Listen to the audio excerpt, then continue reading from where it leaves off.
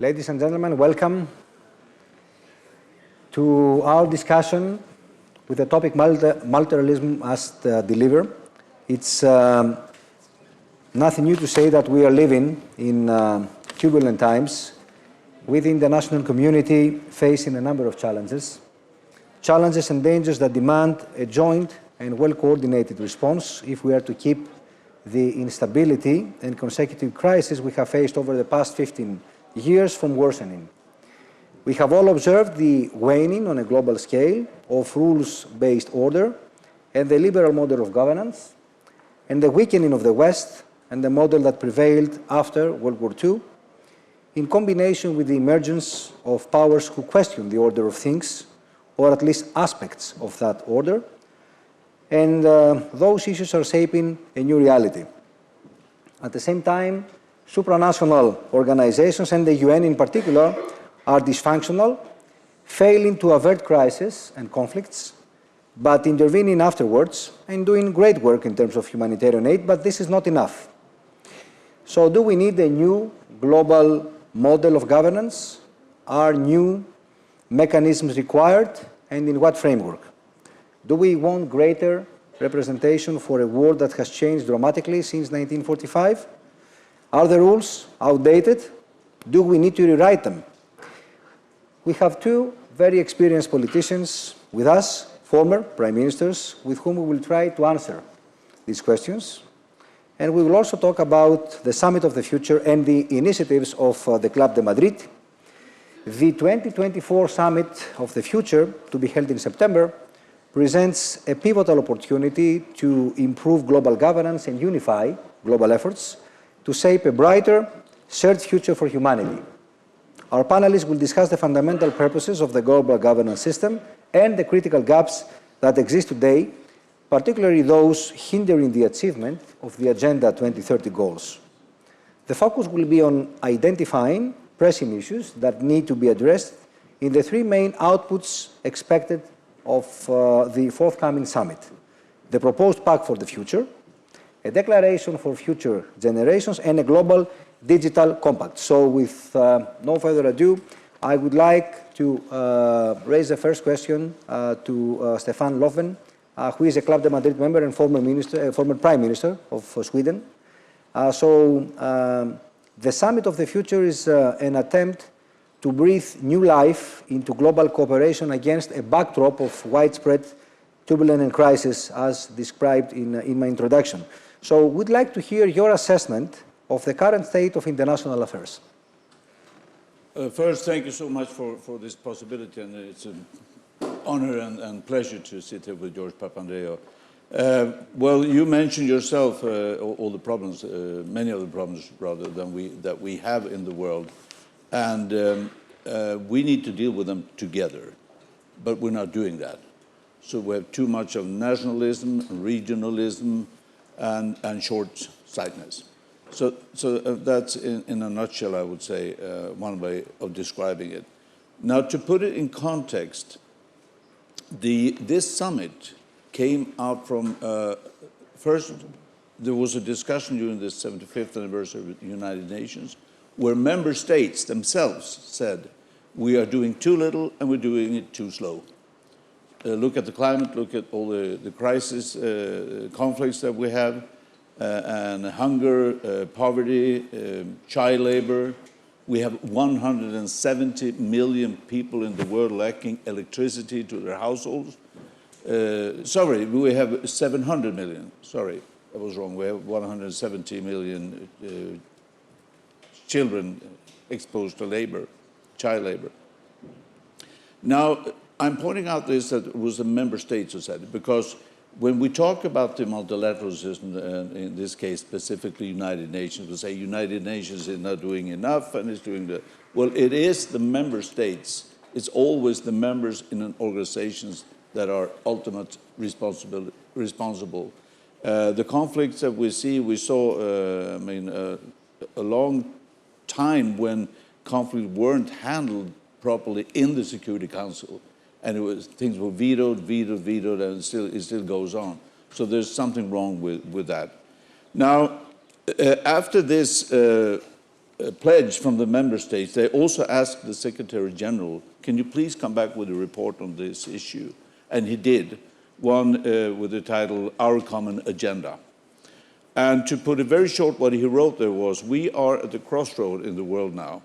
Either it's a breakthrough or it's a breakdown. That was his message. And then he asked me and Madam Ellen Johnson Sirleaf, former president of Liberia, to co-chair a high-level advisory board. And he said to us, please come up with concrete proposals, not on what we should do. We know that. We have the SDGs, we have the Paris Agreement, we have Addis Ababa Action Agenda, and so on. So we know what we want to do, but how do we do this better? Please be concrete. So we spent the whole process a year on repeating the question, how? Okay, how? So this summit now is supposed to decide upon a pact for the future. Mm-hmm. So the member states, it's the General Assembly sitting down, discussing, they are already negotiating, a pact for the future with the purpose of course, developing, improving the multilateral system. That's the picture of it. And I can come back, in our panel, in our board, we came up with 6 what we call transformative shifts, because we don't need just detailed changes now. We need transformative shifts. But I can get back to that. Mm-hmm. Thank you. Mr. Papandreou, how do you see these dynamics shaping global cooperation and governance? I mean, the aforementioned dynamics of the international system. Well, let me also welcome Stefan here, a great colleague, and congratulations on the work you have done for this multilateral future that we want. And as we are both a little bit, you're Swedish, I'm Swedish also in many ways. As a refugee in Sweden, I wanted to pay tribute to Dag Hammarskjöld, who was the first General Secretary of the United Nations, a Swede. And he talked about many things, but one of it was the moral foundation of international diplomacy. And I think we need to get back to the idea of the moral foundations, the ethical foundations of our globe, our international community. And what I think we need when we talk about ethical foundations, we're talking about the rules, the principles, the values, the limits also that we have in our behavior, the capacity we have. And today we have, I think, a huge power as humanity, amazing powers, whether it's financial, whether it's knowledge, whether it's AI, whether it's in weapons. And the question is there going to be hubris, to use an ancient Greek word? Is it going to be arrogance? Are we going to use this power just to kill ourselves? As you say, break down, because that's where we'll end with weapons of mass destruction. Or are we going to use it for the good? And I think going back again to ancient Greece, Aristotle put the question, what is the good life? Well, what is a good planet? I think we need to ask, what kind of a society in this future summit do we want to create? And of course, can we come together on this? And that's the difficulty. But don't forget, the United Nations, when it was created, actually was based on the Universal Charter for Human Rights. So there is a basis, a moral basis, a principle basis, which at that time all countries, all member states did agree upon. Can we do this again with the new challenges? And there are many. But one would expect climate change, weapons of mass destruction, big data and artificial intelligence, mass migration and refugees, biodiversity, scarcity of water, food security, the issues of huge inequalities. You mentioned poverty, but the deep inequalities which also create a concentration of wealth, which then comes as power and sometimes even captures our democratic institutions through media and football teams and corruption and so on. How do we deal with these in common? Are these issues going to unite us, or are they going to divide us? I think this is a big question. So I would want to talk about, I want to see it, this is maybe a plea that we need, and this is what you started with, Stefan, when you said, Can we do this together? That's the big question. And this is where I think we all need to put our efforts, our dynamic, our force, our political force, our voices is, can we do this together? And what is stopping us from doing this together? And I can get a little bit into some of the things. I think maybe just one point on this. With the end of the Cold War, the US was dominant. I would say it still is quite dominant, but it was completely dominant. We had a unipolar world. And I think then we missed an opportunity, and the US missed an opportunity. It was too much this feeling that, this is the end of history. We've done it, everything's fine. It will only be a paradise from now on. And we did not see that there were many problems in the world, which now have come up, risen up in many ways and forms. I think that that time, the US could have brought in, more easily than today, with Europe, but with China, with Russia, with Global South, as we use that term, to create new structures of multilateralism which would function for a future. That didn't happen.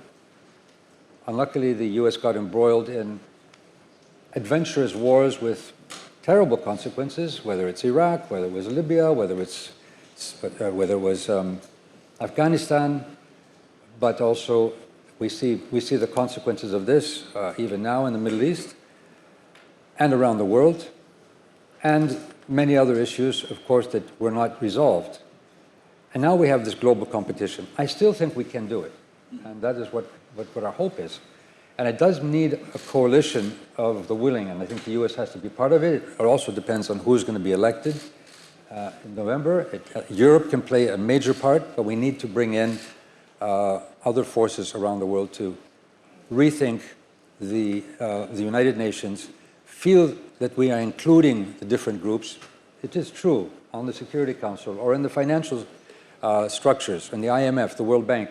There are many parts of the world which are underrepresented, even though they may have the largest populations in the world. So I think these are the issues that we're facing. These are the dilemmas. Well, great. Well, actually, you're giving a coalition of the willing a positive connotation, because last time we heard about coalition of the willing was military, exactly, and US's intervention in Iraq, exactly. Mr. Löfven, what do you see as the greatest challenge or greatest challenges to multilateralism and global cooperation today? I think that I touched upon it in my first intervention. I think a challenge for politicians today is that first you have to have the answer right here and now. The question, a problem occurs, you must be able to answer it here and now, and that's rarely possible, but you have to act. The other thing that has been, I mean, with the right-wing extremists growing, been more of inward looking in politics. So it's us. I mean, you hear it everywhere. It's make America great again, or produce that in India or China and Europe and whatever. So we're looking at ourselves and looking to the constituencies saying, look, I'm taking care of you because I'm really taking care of our country. Whether it should be the opposite, that the best way of providing the citizens a good life and good future and the children is to cooperate with others. There is a term called collective security. It was launched in a report that actually one of my predecessors, Olof Palme, came up with 40 plus years ago now. And the core of collective security, that term is that if my neighbors feel safe, I am safe. If my neighbors feel insecure, unsafe, I'm also more insecure. And that's logic. So it means that there is an incentive for all countries, should be an incentive for all political leaders to say, I'm trying my best to reach out to the neighborhood, but also to the world, because that's the best way that we can develop our country and our society. So that is something I think we should change that way of thinking, and we should push for it more. Good.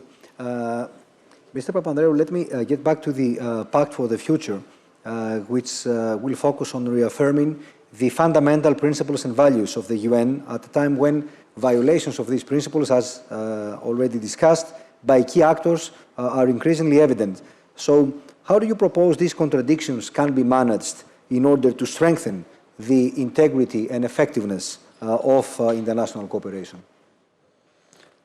Well, I would just add or agree with what Stefan said earlier. You know,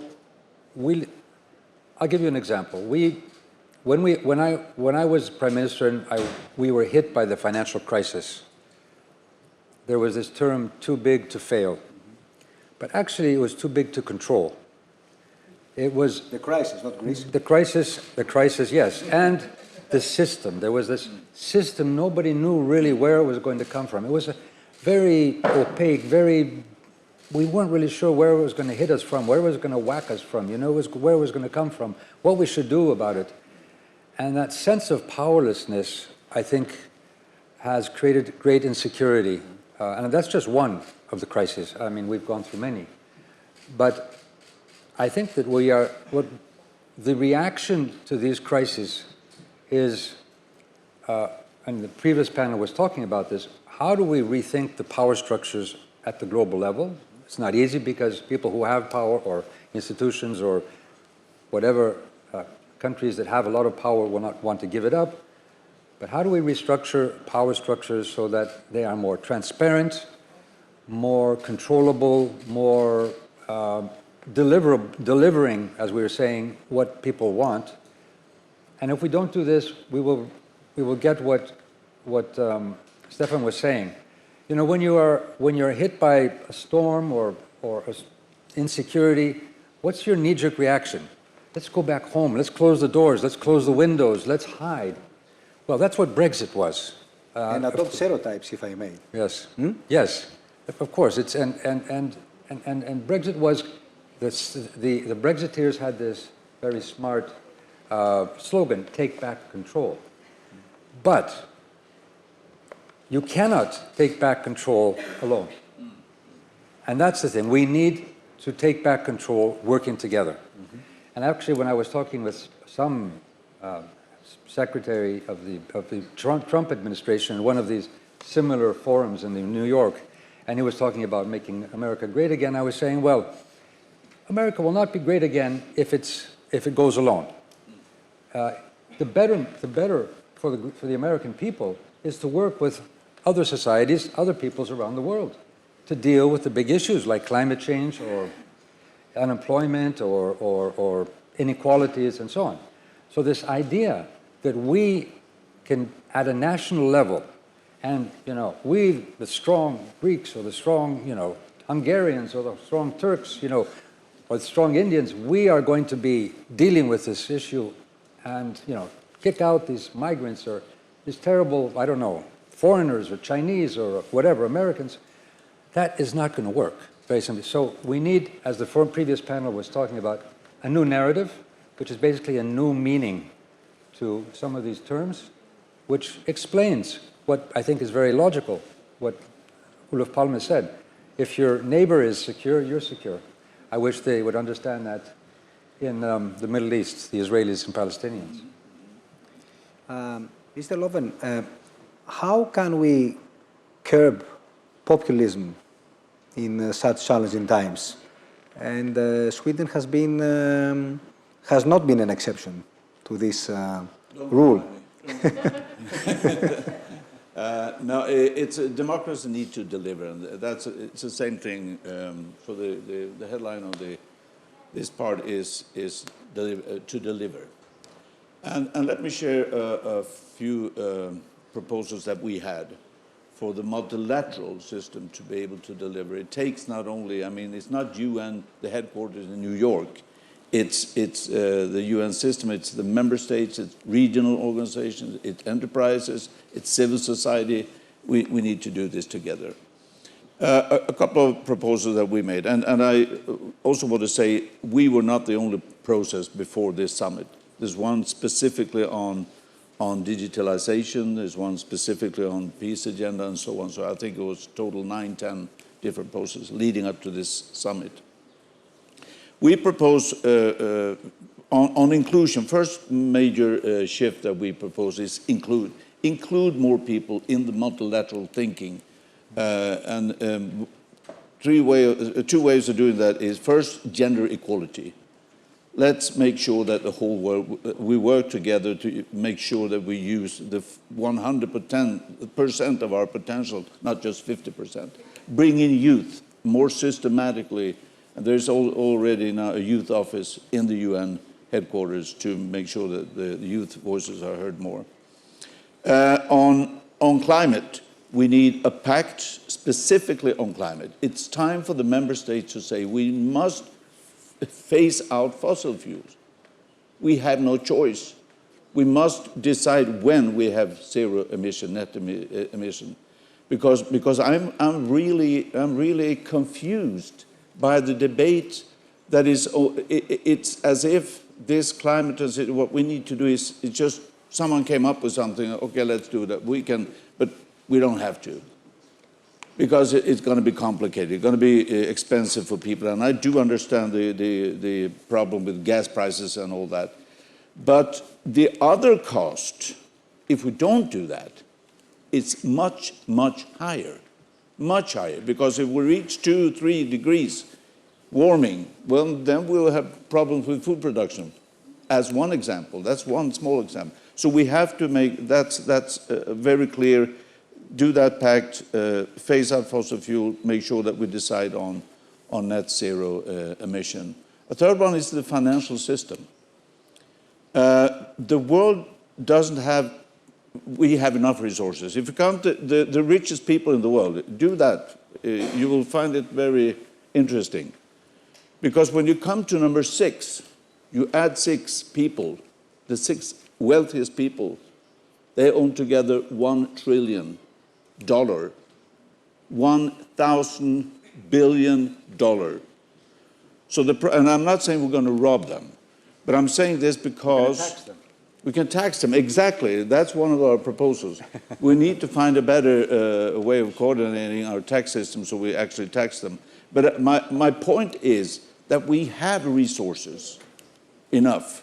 Now let's show that we can de-risk for investment, use the IMF, use the World Bank, the private sector and others, and invest much, much more. And the richer part of the world, we have a huge responsibility.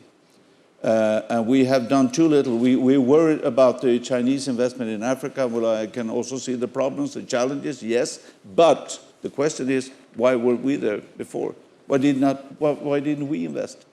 Africa is a continent that will grow this century. Most of everybody. There's a huge potential in Africa. And if we only can see that if investing means that people can get into jobs, that will be good for them, for the countries, but also for the world, because they will contribute in the economy. That's why Lula proposed and implemented the Bolsa de Familia. He knew that the poorest people will not put the money in the bank account. They will consume because they have to consume food, clothes, whatever. So that's a way of growing economy for us all. And then on peace, I'll end there. I can't go through everybody, but all the proposals. But on peace, 2 things. One is collective security. The other thing we're saying is it's time to phase out nuclear weapons. And I understand it's not easy to say that now in these days, but it should be easier because now we see the risk. The climate problem, if we don't do anything about it, we'll have huge problems in the world. The nuclear weapons, they're here and now. Every hour, every breath we take, there's a risk of nuclear weapons being used. We don't know that. And we have some 2,000, 2,500 directly there already ready to go if needed. And we call it mutual assured destruction. That is a term. So our security is built on the fact that we can destroy one another. That's why the acronym is MAD. MAD. It's MAD, exactly. So we propose change from MAD to mutually assured survival. That's another way of thinking, and I think it's much, much better. So I'm doing a little commercial for that one now. Sorry. No, but I mean, that's also a way of thinking. How can we even believe that that's a security? Just because I know I can destroy you as well. If you destroy me, I destroy you. Well, that's, and after that, okay? Was that a good idea? No, it wasn't. So, Not very wise. Sorry? Not very wise. It's not very wise. So yeah, those were a few of the things that I think we need to address. And let me also say that I am a bit worried that too few leaders around the world is really engaged in this summit, preparing for the summit. They need to know what's going on. They need to know the proposals. They need to instruct the representatives in the UN and say, this is the outcome we want. So please, everybody, help out and make sure that we can have a good outcome on that summit. Okay, good luck. Mr. Papandreou, it is clear that there is a degree of paralysis caused by certain member states using the system to protect national interests. Let's say the P5, for instance, the permanent five at the UN. But there are also strong grievances between North and South that make negotiations difficult. Do you think there is a way to curb such situations and ensure that the UN can work effectively for the common global good? I believe that we need to create more global movements and more awareness of citizens around the world. And so if leaders are reluctant to work together, let's see if we can mobilize more difficult youth movements, women's movements, labor movements, migrants, people who are disenfranchised but are looking for a change. Can we do this around the world? Well, Stefan was mentioning nuclear weapons, and I absolutely agree. This is madness. When the Cold War was over, we had a sense, and there were some new treaties and denuclearization and so on. We had a sense, okay, the nuclear threat is behind us. It's not. It's actually even worse because the nuclear weapons have proliferated. But I remember also Olof Palme, with my father Andreas Papandreou, and 4 other leaders around the world. They took the initiative of 6 to go around the world, mobilize from intellectuals, Nobel Peace Prize. I remember Marquez sitting next to me, 100 days of solitude, sitting next to me, to citizens around the world fighting against the proliferation of nuclear weapons. We need to, again, inspire these types of movements. Nuclear is one, and of course there are many others, such as climate, and there have been some movements, and of course a very well-known Swedish woman who's been fighting for climate. But I would also say that, secondly, there are resources. Now I say this, and some people will laugh in the group, some of the Greeks, because I've always said money does exist. Just where is it, and who has it? It's huge inequalities. How do we actually use the resources for an equitable society? We both are social democrats, and Stefan comes from a country which has a long tradition and has basically been a model for social democracy. What social democracy did was it humanized capitalism. It humanized capitalism. Now we're challenged to humanize globalization at a global level. And this is where, on the one hand, we need to see democracies deliver, that is, deliver what citizens want. But I go back to the previous panel too. It's not just delivering, but it's also engaging our citizens in a way so they also have agency in these changes. I say that because sometimes, when we deal with crises, again, and I've seen many leaders around the world, and I've been a prime minister and I've been minister, sometimes the first reaction is, oh, let's go back to normal. Your leaders there, we've got the pandemic. Oh, let's go back to how it was before. However, how it was before was what brought the pandemic. So actually, you don't want to go back to how it was before. You want to use this crisis for change. But that's sort of the knee-jerk reaction. Okay, I'll do it, I'll deliver, and maybe we find a technocratic solution, some new technology, some new application, and we'll solve everything. It doesn't work that way. Then there's another reaction of leaders too. You have a crisis, you actually create more fear, and you say, I am the savior. And that's the Trump way, I'm the savior, you vote for me, I will save everything. And it ends up with polarizing society and making society incapable of change. I think there's a third way, and that is engaging citizens, bringing people on board, where we say, these things are complex. We do have solutions, but we're not sure. These are major choices. Maybe you have an opinion. Maybe you have a new idea. Actually, maybe you have the knowledge. Collectively, we have the knowledge to make the changes, because these issues, let's take in climate change, the changes in our life, whether it's in transportation, whether it's in energy, whether it's in food production, whether it's in how we build cities, whether it's in our consumption patterns, there will be major changes. We cannot do this simply by having a nice plan and imposing it upon our citizens.